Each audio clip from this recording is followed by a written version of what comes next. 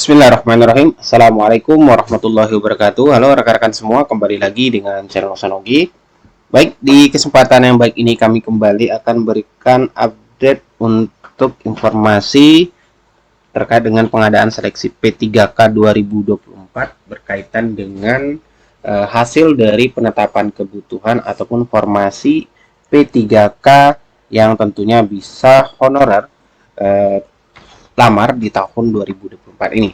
Oleh karena itu, silakan disimak video sampai selesai untuk mendapatkan informasi selengkapnya. Namun seperti biasa, kami selalu ingatkan bagi teman-teman yang baru pertama kali menemukan channel ini, jangan lupa untuk tekan tombol subscribe-nya dan aktifkan lonceng notifikasinya agar setiap kami mengupdate informasi-informasi terbaru, rekan-rekan yang pertama kali mendapatkan notifikasinya. Oke, terima kasih. Langsung saja, teman-teman. Berkaitan dengan hasil penetapan kebutuhan P3K 2024 yang mana sudah kita ketahui bersama di tanggal 30 Agustus waktu yang lalu itu sudah disampaikan ya teman-teman, sudah ada tindak lanjut dari hasil sosialisasi kebijakan pengadaan P3K 2024 yang mana juga ada serah terima terkait dengan keputusan Menpan RB untuk hasil dari penetapan kebutuhan formasi P3K 2024. Nah, ini salah satu contoh yang sudah kami dapatkan, teman-teman, dari hasil keputusan Menpan RB. Ya, ini sini bernomor 329 tahun 2024 tentang penetapan kebutuhan pegawai pemerintah dengan perjanjian kerja di lingkungan instansi pemerintah. Nah, ini untuk tahun anggaran 2024. Nah, di sini kalau kita perhatikan tentunya ada penjelasan mengenai dari hasil keputusan Menpan RB tersebut, yaitu mulai dari penetapan kebutuhan dan seterusnya, kemudian kualifikasi pendidikan dan syarat jabatan bagi jabatan fungsional tenaga kesehatan pada instansi pemerintah, itu merujuk pada surat edaran Direktur Jenderal Tenaga Kesehatan tentang persyaratan kualifikasi pendidikan dan STR dalam rangka pengadaan calon aparatur sipil negara jabatan fungsional kesehatan tahun 2024. Begitu pula dengan untuk kualifikasi pendidikan dan syarat jabatan bagi jabatan P3K guru pada instansi pemerintah, itu merujuk pada Surat Edaran Direktur Jenderal Guru dan Tenaga Kependidikan bernomor 1311 tentang kualifikasi akademik dan sertifikat pendidik dalam pendaftaran seleksi pegawai pemerintah dengan perjanjian kerja tahun 2024. Nah, dan seterusnya bisa kita lihat juga di sini mengenai dari diktumnya, yaitu pelaksanaan pengisian penetapan kebutuhan pegawai pemerintah yang perjanjian kerja yang dilakukan oleh masing-masing pejabat pembina kepegawaian atau instansi pemerintah dengan berpedoman pada peraturan perundang-undangan. Dan yang kelima mengenai biaya dan seterusnya bisa teman-teman baca di sini. Nah, untuk lampirannya bisa kita perhatikan di sini teman-teman. Itu sudah ada setiap kolom penjelasan mengenai jabatan, kemudian alokasi P3K, dan langsung mengenai unit penempatannya. Nah, kita lihat di sini yang pertama untuk guru ya, teman-teman. Ini salah satu instansi yang sudah menyampaikan yang kita dapatkan filenya itu di Kabupaten Mempawah. Nah, di sini ada P3K guru. Itu dialokasinya ada 137. Nah, tentu rinciannya seperti kalau kita lihat ada guru ahli pertama, guru agama Islam, agama Katolik, Kristen, guru bahasa Inggris, guru bimbingan, guru IPA, IPS, dan seterusnya. Kemudian di sini ada alokasi P3K-nya, bisa teman-teman cek nanti. Tentunya untuk tampilannya setiap instansi lebih kurang nanti seperti ini ya. Itu ada jabatan, kemudian alokasi P3K dan unit penempatannya. Nah, untuk guru tentunya ini semuanya ke instansi, kemudian Dinas Pendidikan, Pemuda, Olahraga, dan Pariwisata. Nah, kalau kita lihat selanjutnya untuk yang tenaga kesehatan. Nah, di sini juga ada tenaga kesehatan, alokasi P3K-nya itu 153. Kemudian untuk jabatannya bisa dilihat di sini ada administrator kesehatan ahli pertama, kemudian apoteker, dan seterusnya untuk jabatan-jabatan yang P3K tenaga kesehatan. Dan rincian alokasi formasinya bisa teman-teman lihat di sini. Dan langsung untuk mengenai penempatannya, Dinas Kesehatan, Pengendalian Penduduk, Keluarga Bencana, Bidang Kesehatan Masyarakat, dan seterusnya bisa teman-teman baca. Dan kalau kita perhatikan lagi, coba kita ke bagian P3K teknis ya teman-teman.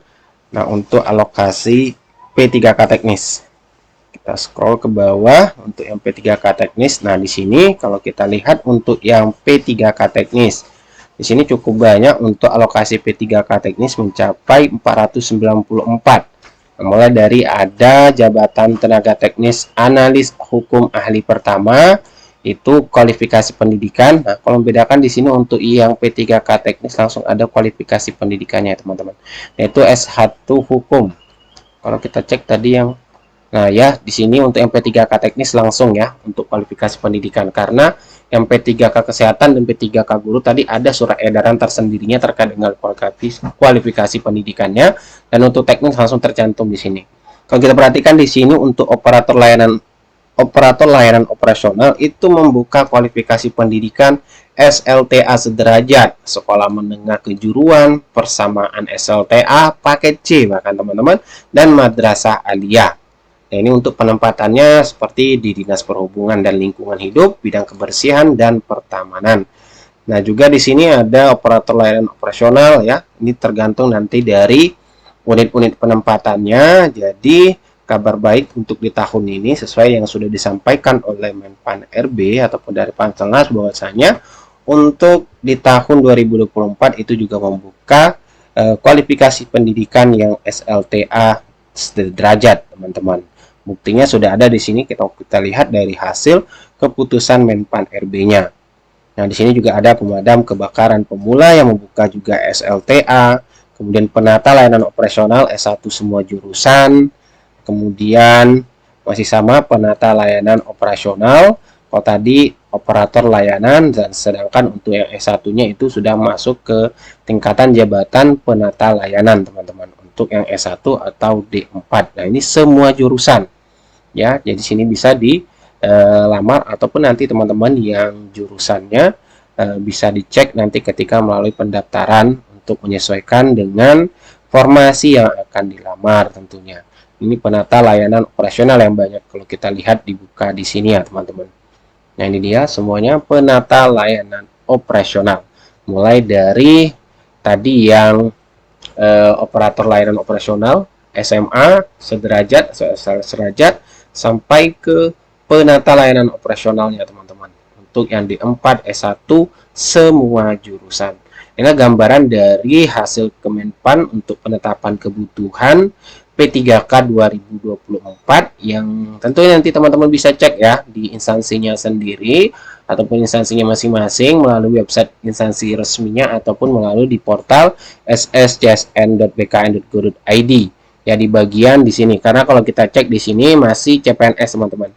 Dan tentunya jika ada update informasi terbaru yang kami dapatkan filenya, nanti akan kami sampaikan kepada teman-teman melalui channel ini. Karena itu kami selalu ingatkan bagi teman-teman untuk selalu memantau informasi-informasi terbaru seputar pengadaan P3K 2024 di channel yang selalu kami update info-infonya, teman-teman.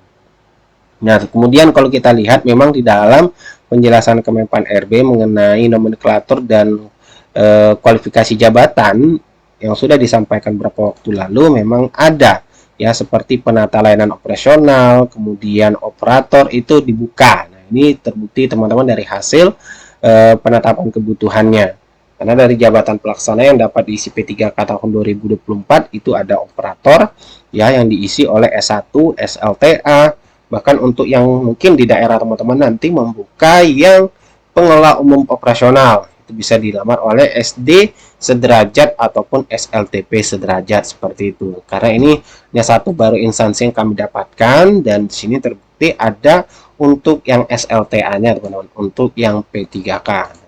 Dan pasti ini akan mengakomodir bagi teman-teman yang masuk ke dalam pendataan non ASN ya, yang kualifikasi pendidikannya yang barangkali masih ada SLTA ataupun yang sederajat ya, bisa terakomodir di tahun 2024 dan tentunya mengikuti tahapan seleksinya ya untuk di tahun 2024 ini. Dan untuk mengenai aturannya tentunya teman-teman sudah mengetahui semua untuk Kemenpan RB-nya. yang teknis silakan dicek di Kemenpan RB nomor 347 tahun 2024 dan intisari kebijakannya ini teman-teman. Yang pastinya didahulukan adalah STHK 2 baru non ASN terdaftar di non database BKN, baru tenaga non ASN aktif bekerja di instansi pemerintah itu 2 tahun berturut-turut. Kemudian di tahun ini tidak ada yang namanya nilai ambang batas, yang pelamar yang mengikuti seleksi hanya dilihat dari ataupun dinyatakan lulus jika berperingkat terbaik teman-teman. Ini untuk yang kesehatan nomor 349, kemudian untuk yang P3K guru Kemenpan RB nomor 348. Baik, itulah informasi yang dapat kami bagikan kepada teman-teman berkaitan dengan informasi yang kami dapatkan dari hasil keputusan Menpan RB tentang penetapan kebutuhan pegawai pemerintah dengan perjanjian kerja di lingkungan instansi pemerintah. Semoga bermanfaat. Assalamualaikum warahmatullahi wabarakatuh.